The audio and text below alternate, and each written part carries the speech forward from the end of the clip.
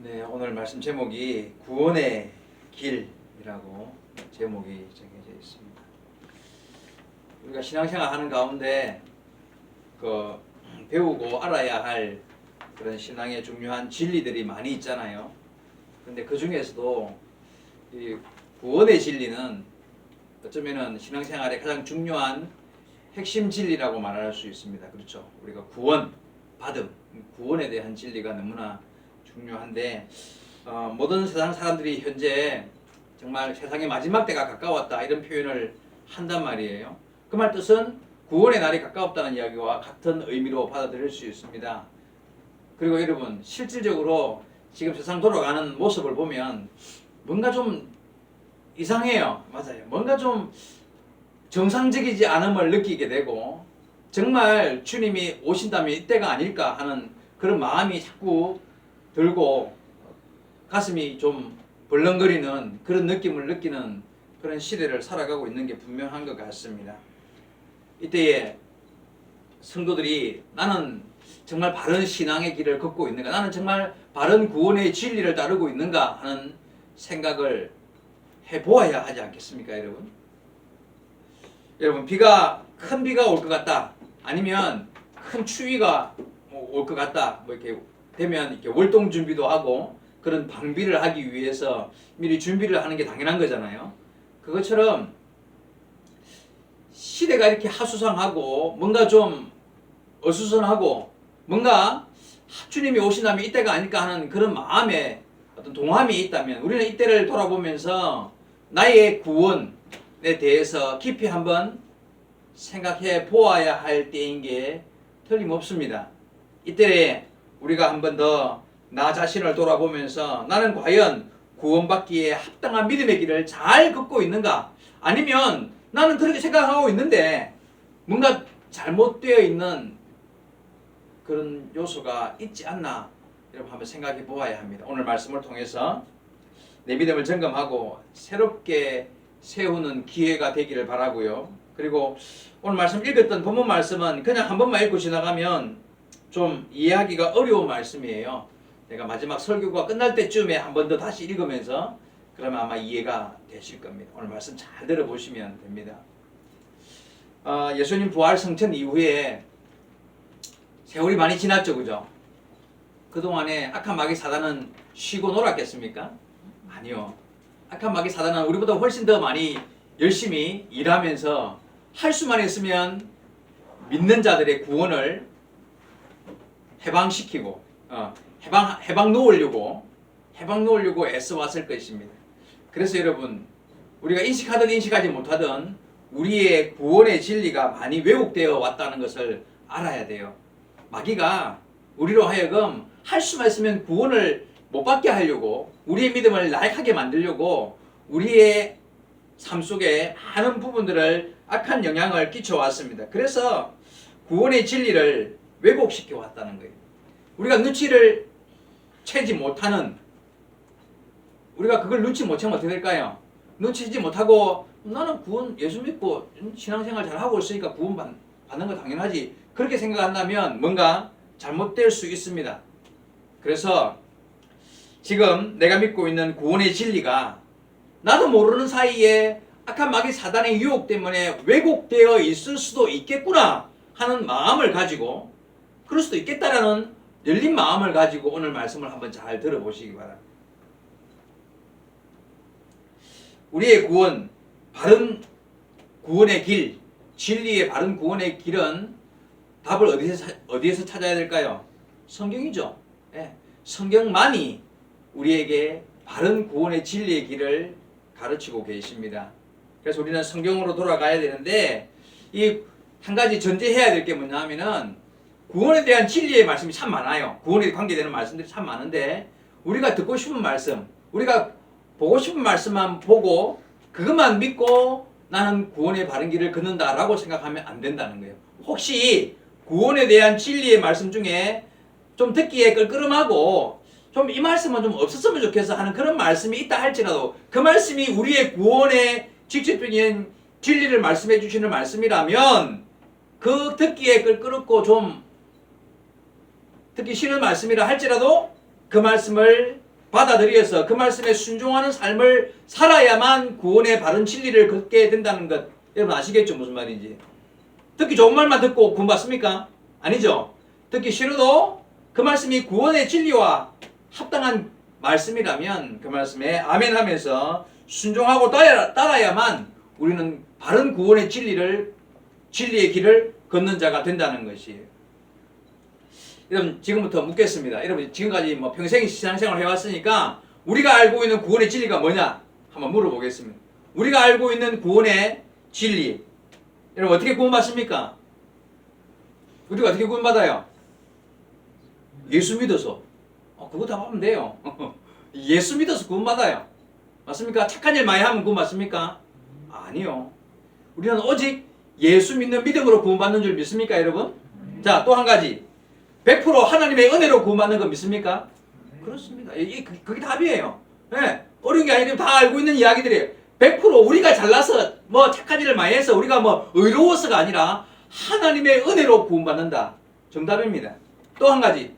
뭐가 있을까요? 우리가 어떻게 구원받습니까?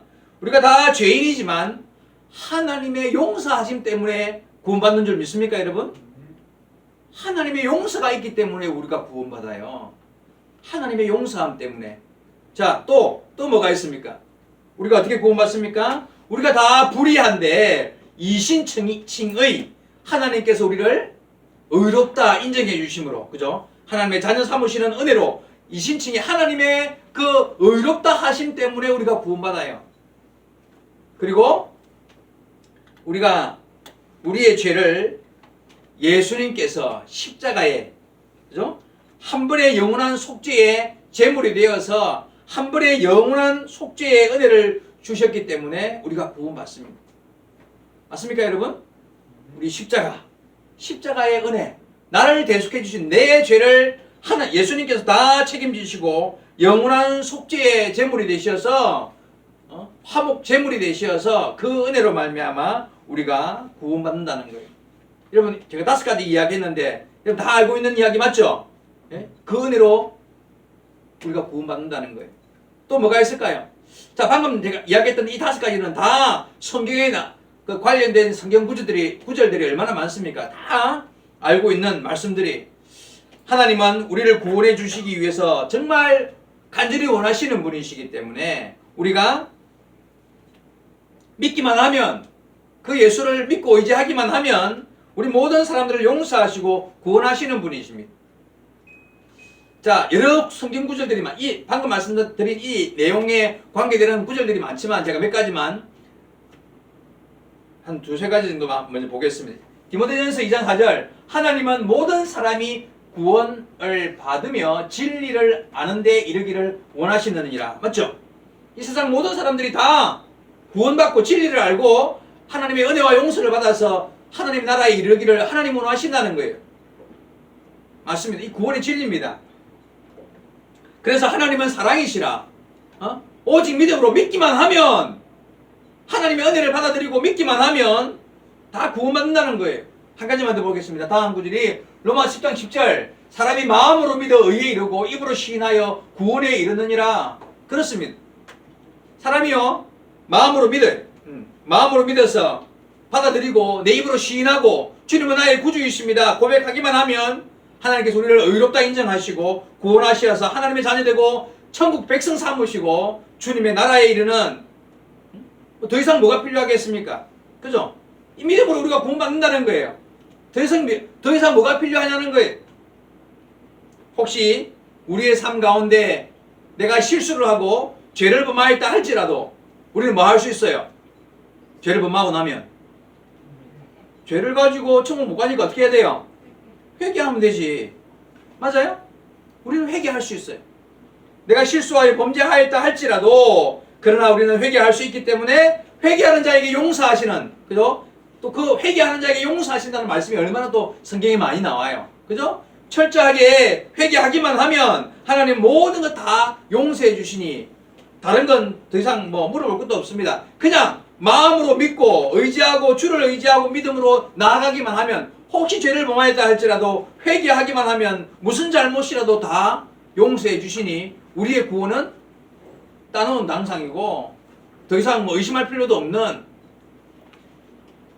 자, 그런데 여러분 문제를 제기하겠습니다. 그것만이 구원의 진리인가 하는 거예요. 그러니까 우리는 의심할 것 없이 1.1도 의심할 것 없이 그 방금 읽었던 이런 말씀, 이런 그 하나님의 은혜 안에 우리는 다 100% 구원받는다. 그것만이 구원의 진리인가 하는 것이에요. 여러분, 하나님은 죄를 미워하시지만 죄인은 용서하시고 사랑하시기를 원하십니다. 맞습니까? 진리입니다. 하나님 죄를 미워하세요. 그러나 죄인은 구원하시기를 원하시는 하나님의 마음이 있어요. 죄인된 우리는 만약에 그런 마음이 없으면 우리는 구원받을 사람이 아무도 없어요. 우리 다 죄를 범했기 때문에 하나님은 죄인을 용서하시기를 원하십니다. 그런데 문제는 뭐냐면요, 그 말이 틀린 말은 아닌데, 그러나 이 말이 하나님께서 범죄한 사람을 사랑스러운 눈으로 쳐다보신다는 말은 아니에요. 다시, 하나님은 절대 죄를 붙잡고 있는 사람을, 그 죄인을 사랑하시지는 않습니다. 죄를 붙잡고 있는 사람을 사랑하지 않습니다. 하나님은 그를 미워하시고 멸하시기를 원하신다는 사실을 우리는 알아야 됩니다. 죄를 붙잡고 있고 죄를 범하고 있는 사람을 하나님은 그래도 사랑의 눈으로 바라보시면서 아이고 빨리 돌이키기만 해라, 빨리 용서해 줄게, 그런 마음으로 보시지 않는다는 거예요. 자, 시편 다음 말씀 보시겠습니다. 조금 깁니다만 자세히 보시면, 주는 죄악을 기뻐하시는 신이 아니시니 악이 주와 함께 머물지 못하며 오만한 자들이 주의 목전에서 서지 못하리이다. 주는 모든 행악자를 미워하시며 거짓말하는 자들을 멸망시키시니라. 여호와께서는 피 흘리기를 즐기는 자와 속이는 자를 싫어하시나이다. 여러분, 하나님은 죄인을 기뻐 받을 수도 없습니다. 하나님은 악을 행하는 자, 행악자와 죄인을 미워하시고 싫어하신다고 분명히 본문에 표현하고 있습니다.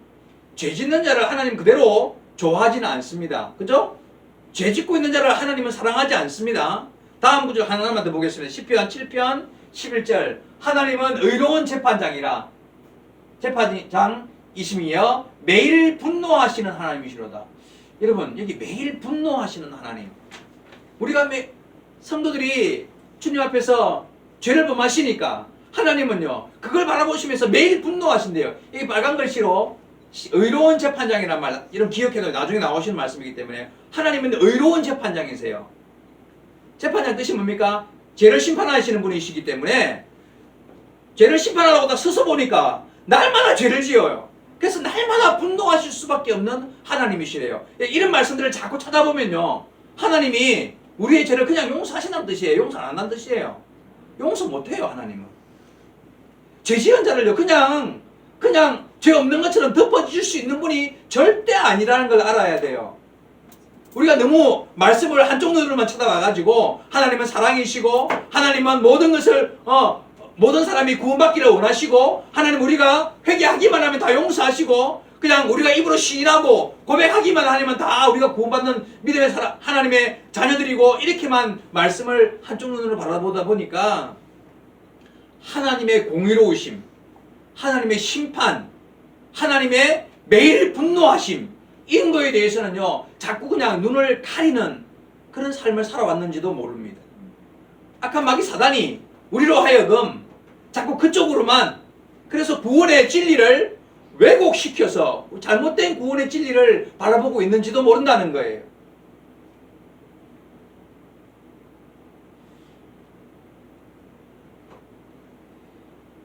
제가 한 말씀만 더 봐보겠습니다. 로마서 1장.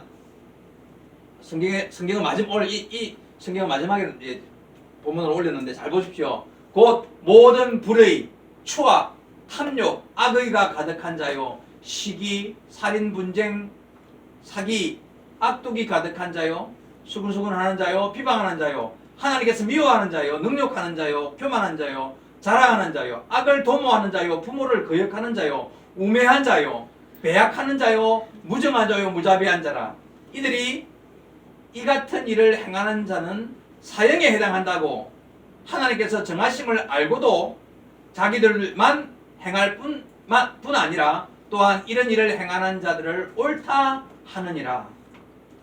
여러분, 하나님 미워하는 자가 있습니다. 이렇게 이런 자들, 예? 이게 쫙 불의와 추악과 탐욕, 이런 자들을 다 하나님 미워해요. 교만하고 사랑하고 악을 도모하고 이런 자들, 이런 죄를 지은 자들은요, 이 같은 일을 행하는 자들은 뭐에 해당한다고요? 사형에 해당된다. 이 사형에 해당한다는 말은 구원 받는단 말이에요. 구원 못 받는단 말이에요. 이런 사람들 구원 못 받는데요. 이게 구약에 나오는 말씀이 아니라 로마서에 나오는 신약 말씀이에요. 예? 이런 사람들은 구원 못 받아요. 그런데 문제가 뭐냐면 그 밑에 보니까 이런 사람들은 다 사형에 해당되는데도 불구하고 자기도 이런 일을 행할 뿐만 아니라 이런 일을 행하는 자들을 옳다고 하는 사람들이 있대요. 누구 같아요? 목사들이 이런 말을 해요. 야, 괜찮아. 구원받아. 하나님 다 용서한다니까. 이런 일을 행하면서 자기도 행하고 이런 일을 행하는 사람을 보고도 옳다, 괜찮다라고 말하는 사람이 있대요. 가르치는 사람 중에, 목사들 중에. 이런 사람들은 구원 못 받아요. 지옥 가요. 다 사형에 해당돼요. 내가 엉뚱한 것 어디 끄집어 와서 여기다 실었습니까? 성경에 나오는 말씀이에요, 전부 다. 여러분, 명심하셔야 됩니다. 착각하면 안 됩니다. 괜찮아, 오라, 그래도 구원받아. 그런 말 잘못 들으면요, 큰일 나요. 오늘 이 시간에 우리는 구원에 대한 진리를 성경에서 다시 한 번 더 확인하려고 합니다. 구원의 진리를 바르게 알고 그 진리를 바르게 믿어야지 바르게 구원받는 거예요. 반쪽만 믿으면, 반쪽만 알면 구원 못 받는 거예요.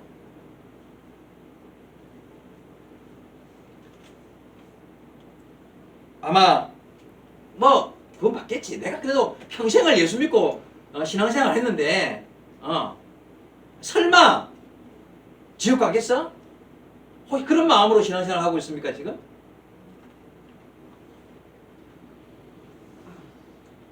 성경에 그런 마음 먹은 사람 참 많습니다. 10명의 처녀들이 신랑이 오는 걸 기다리는 장면 나오잖아요. 예수님 비유 가운데 보면. 거기서 다 신랑이 올 것을 알고 기다렸습니다. 그들이 다 예수님의 재림을 알고 믿고 기다리는 사람들이었어요. 근데 그 중에 5명만 구원받고 구원받지 못했죠, 5명은. 그죠? 준비되지 않은 자는 구원 못 받는 거예요. 예수님의 비유 가운데, 여러분, 비유 가운데 그 잔치 비유들이 참 많아요. 잔치. 그 잔치 비유들 보면요, 그 가운데 보면 수많은 사람들이 선택되어서 잔치에 초대를 받았어요. 자리에 꽉 사람이 많았습니다. 근데요, 주인이 와보고 예복을 입지 않은 자들은 다 쫓아내 보냈어요. 그죠? 교회들마다 성도들이 많아요. 수많은 사람들이 초대돼가지고 다 나도 예수 믿고 너도 예수 믿고 구원받는 천국하고 나 할렐루야 찬송하면서 신앙생활 잘하는 것 같아요. 그런데 그 사람 다 구원받을까요? 아니요. 예복을 입지 않은 자들은 구원받지 못합니다. 예복이 뭘까요? 그게 요한계시록에 분명히 예복을 성도의 바른 행실이라고 나와 있습니다.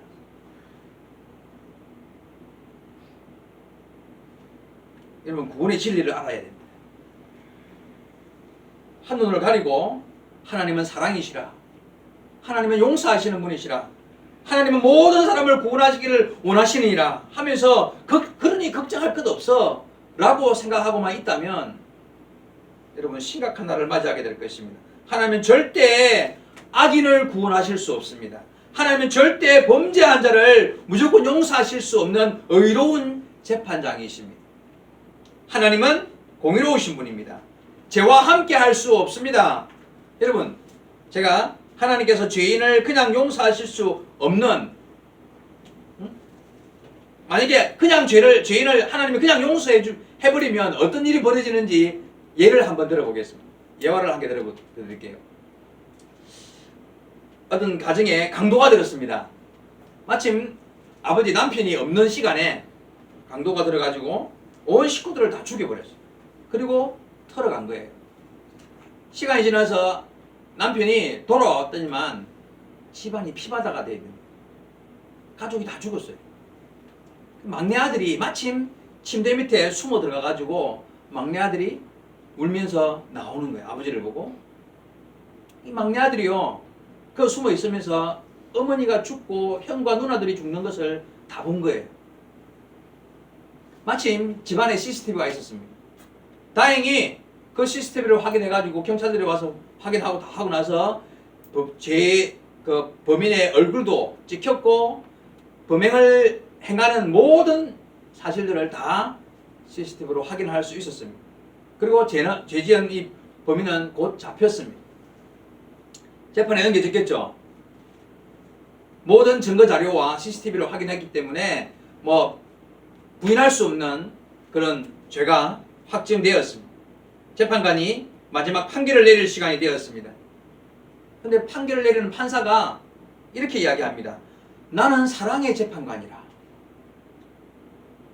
나는 화내기를 더디하고 온유하고 용서하기를 좋아하는 재판장이라.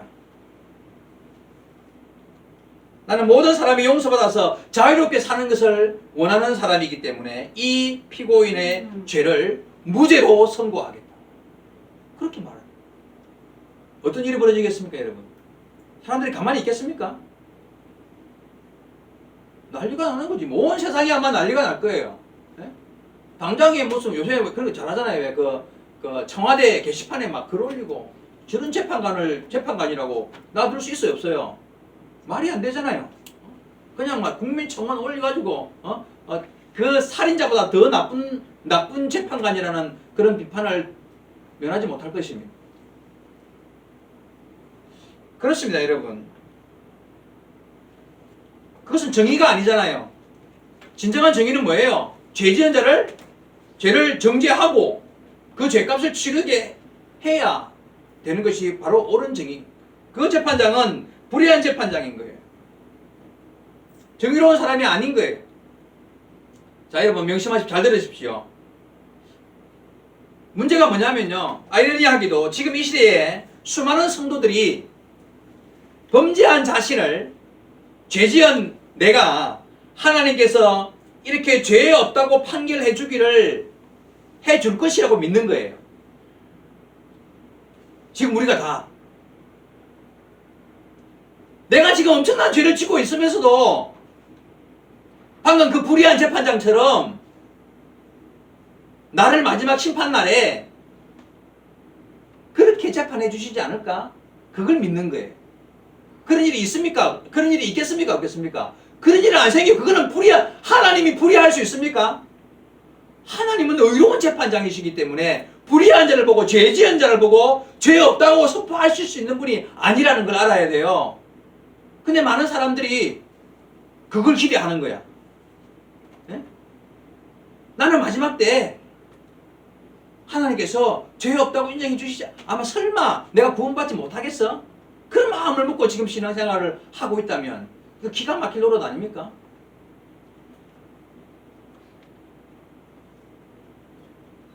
하나님은 공의로우신 분입니다. 절대 죄 지은 자를 죄 없다고 말하실 수 없고 하나님은 죄를 미워하시며 사형 선고를 내리시는 분이시라는 것을 알아야 돼요. 우리가 만약에 아까 말했던 여기 나와 있는 죄들 가운데 포함되어 있다면 하나님은 우리를 사형 선고 내리실 것입니다. 구원하시지 않으실 수 있는 분이라는 걸 알아야 돼요. 여러분 착각하지 마세요. 구원의 바른 진리를 알지 못하면서 그냥 설마 구원받겠지 그런 생각으로 신앙생활을 하고 있다면 오늘부터 마음을 바꿔야 돼요. 다행인 것은 아직은 기회가 있다는 걸 알아야 돼요. 감사하게 여겨요. 여러분 이런 사람을 아까 그 재판장처럼 그런 사람을 살려주면 하나님의 공의에 손상이 입혀지는 거예요. 그렇죠? 하나님의 의로우심에 하나님이 손가락질을 당하고 하나님이 불의한 자가 되는 거예요. 그렇죠? 그런 사람을 그냥 죄 없다고 인정할 수 없습니다. 하나님은 그러시는 분이 아니에요. 자, 구원에 대한 바른 진리를 알고 그 진리를 따라 구원받기에 합당한 믿음의 삶을 살지 않으면 누구도 구원받을 수 없습니다. 다시 한번 말씀드릴게요. 기억하십시오. 구원에 대한 바른 진리를 알고 그 진리를 따라 구원받기에 합당한 신앙의 삶을 바르게 살지 않으면 누구도 구원받을 수 없습니다. 그런데 여기에 하나님의 딜레마가 있습니다. 자, 여러분 생각해 보십시오. 하나님은 사랑이시기 때문에 어떤 죄를 지었다 할지라도 하나님은 용서하시어서 구원하시는 것이 하나님의 은혜, 하나님의 사랑의 하나님의 목적이고 하나님의 원 마음이시잖아요. 하나님은 모든 사람을 구원하는 게 하나님의 목적이라면 하나님의 은혜라는 거예요. 구원의 하나님이시기 때문에 하나님의 사랑으로 모든 이들이 다 이들을 구원해야 돼요. 그런데 문제는 뭐였습니까? 하나님은 또한 공의로우신 분이기 때문에 범죄한 인간을 그냥 덮어놓고 죄 없다고 선포하실 수 있습니까? 없습니까?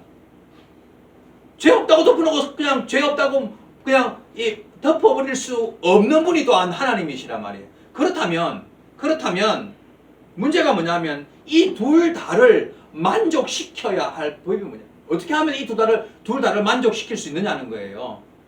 다시 말하면 하나님의 공의를 공의대로 유지하면서 죄인들을 다 용서해 주시는 방법이 뭐냐는 거예요. 그렇게 해야 될 거 아니에요.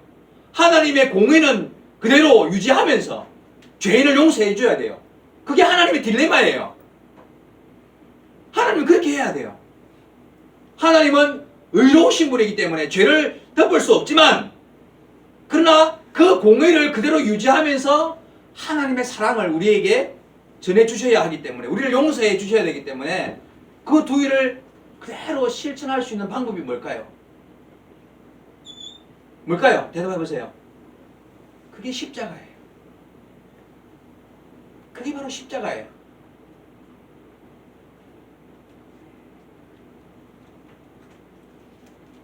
여러분, 십자가의 의미를 아셔야 됩니다. 왜 십자가가 중요한가?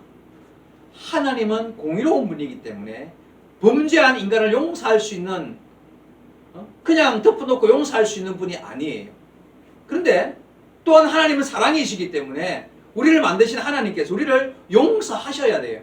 구원하시기를 원하신다는 거예요. 이 두 가지 딜레마 속에서 답을 찾으셨는데 그게 바로 하나님께서 십자가를 세우신 거예요. 자신이 이 땅에 오셔서 십자가에 못 박혀 죽으심으로 이 두 가지 문제를 답을 내리신 것입니다. 자, 오늘 본문으로 들어가겠습니다. 로마서 3장 23절 이하 방금 들었던 말씀을 마음에 새기면서 한번 읽어보겠습니다. 모든 사람이 죄를 범하였음에 하나님의 영광에 이르지 못하였더니. 그렇죠. 모든 사람이 죄를 범했기 때문에 하나님은 그냥 용서해 줄 수 있어요? 없어요? 용서할 수가 없어요. 하나님은 의로운 재판장이기 때문에 공짜로 너 죄 없어 라고 말하면 하나님의 의가 손상을 입어요. 그런 하나님이 어떻게 세상을 심판할 수 있겠습니까? 그럴 수 없습니다. 그래서 24절입니다. 그리스도 예수 안에 있는 속량으로 말미암아 하나님의 은혜로 값없이 의롭다 하심을 얻은 자 되었느니라. 여기서 그리스도 예수 안에 있는 속량이 바로 십자가입니다. 여러분, 십자가로 말미암아 하나님의 은혜로 값없이 의롭다 하심을 얻게 되었다는 것입니다. 십자가가 뭐 나왔습니다. 십자가 때문에 우리가 예수의 십자가를 믿는 믿음으로 의롭다 인정을 받게 되었다는 거예요. 24절에 한 번 더 설명합니다. 24절, 25절입니다. 이 예수를 하나님이 그의 피로써 믿음으로 말미암아 화목 제물로 삼으셨으니 이는 하나님께서 길이 참으시는 중에 전에 지은 죄를 관가하심으로써 자기의 의로우심을 나타내려 하심이니. 자, 잘 들어보십시오. 하나님께서 길이 참으시는 중에 전에 지은 죄를 관가하셨다. 관가하셨다는 말은 죄를 용서하셨다는 거예요. 전에 지은 죄를 용서하심으로써 자기의 의로우심을 나타내려 하심이라. 앞에 나오는 화목 제물은 뭡니까? 아까 말씀드렸죠. 예수님께서 십자가에 피 흘려 죽으심.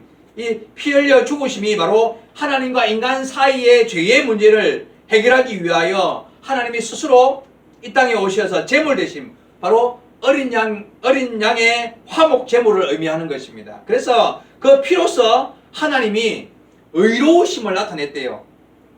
다시 한번 마지막 26절 잘 들으십시오.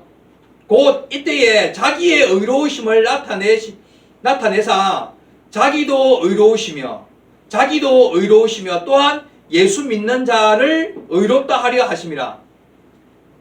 하나님이 예수의 십자가 사건을 통해서 하나님도 의롭고, 왜? 그렇지 않으면 하나님이 의로울 수 있는 방법이 없어요. 왜냐하면 십자가 사건을 통해서 하나님도 의로우셔야 돼요. 하나님께서 만약에 그거 없이 나는 용서해 줄게 이러면 하나님이 의로운 자가 못 되는 거예요. 하나님도 의로우셔야 하고, 그리고 또 뭐라 그랬습니까? 자기도 의로우시며 또한 예수 믿는 자를 의롭다 하려 하심이라. 이 말 의미 이해하시겠습니까? 그렇게 하지 않으면 하나님이 무조건 너가 다 용서해 줄게 끝 이러시면 하나님이 의로운 자가 못 되는 거예요. 하나님은 죄를 그냥 용서해 줄 수 없는 공의로운 분이기 때문에 하나님도 의롭고 인간도 의롭게 하기 위해서 화목제물로 십자가에 예수 그리스도를 못 박아야 했던 의미가 여기에 있는 것이에요. 이것을 통하여 하나님의 딜레마를 하나님이 스스로 해결하신 거예요. 그것이 바로 십자가 주님께서 못 박혀 죽으신 이유였던 것입니다. 여러분 다시 한번 말씀을 정리해볼게요. 이 점 이해를 잘 하셔야 돼요. 사랑의 하나님은 죄인된 우리를 구원하시기 원하십니다. 맞습니다. 그죠? 그래서 아담과 하와가 범죄한 그때부터 주님은 십자가를 준비하셨고 우리를 용서하시고 구원하시기를 원하셨다는 거예요. 그런데 의로우신 하나님은 죄를 그냥은 용서해 줄 수가 없어요. 그래서 죄의 삭은 사망이에요. 지은 자는 다 죽음으로 피를 보여야만 용서할 수 있기 때문에 죄의 삭은 사망이에요. 그래서 피 흘림이 없이는 죄 사함이 없는 거예요. 히브리서 말씀처럼 주님은 피를 흘려 목숨을 구원할 수 있었기 때문에, 근데 인간 가운데는요 죄 없는 피가 없으니 하나님께서 십자가를 세우실 수밖에, 자신이 이 땅에 오셔서 그 죄를 내가 하나님 스스로도 의로워야 되기 때문에 하나님이 정해놓은 법을 하나님이 어길 수 없는 거예요. 여러분 법을 정해놓은 사람은, 교통법규를 정해놓은 사람은 교통법을 안 지켜도 됩니까? 교통법규 정한 사람도 교통법규 지켜야 됩니다. 맞죠? 하나님이 법을 정했지만 하나님도 의롭기 위해서는 그 법을 지켜야 한다는 거예요. 그래서 죄의 삭은 사망이라. 하나님이 정해놓은 법입니다. 피 흘림이 없이는 죄가 용서될 수 없습니다. 그래서 주님이 이 땅에 오셔서 십자가로 그 일을 감당하셨습니다. 여러분 이 사실을 믿습니까? 근데 여러분 이 사실을 정말 믿는다면 우리의 신앙의 삶이 달라져야 되는 거예요. 이 십자가의 의미를 제대로 알고 믿는다면 우리는 달라질 수밖에 없습니다. 그리고 우리의 신앙의 삶이 달라진 것으로만 우리의 믿음을 증명할 수 있어요. 이 말 잘 기억하십시오. 우리의 믿음을 어떻게 증명할 수 있느냐 하면 그 예수 그리스도의 십자가 사건을 내 마음으로 받아들이고 믿는다라고 말할 때에 그 믿음을 증명할 수 있는 길이 내 삶이 달라진 것으로만 그 믿음을 증명할 수 있다는 거예요. 오늘 본문으로 읽지 않았지만 28절 그 바로 밑에 28절 본문을 성경을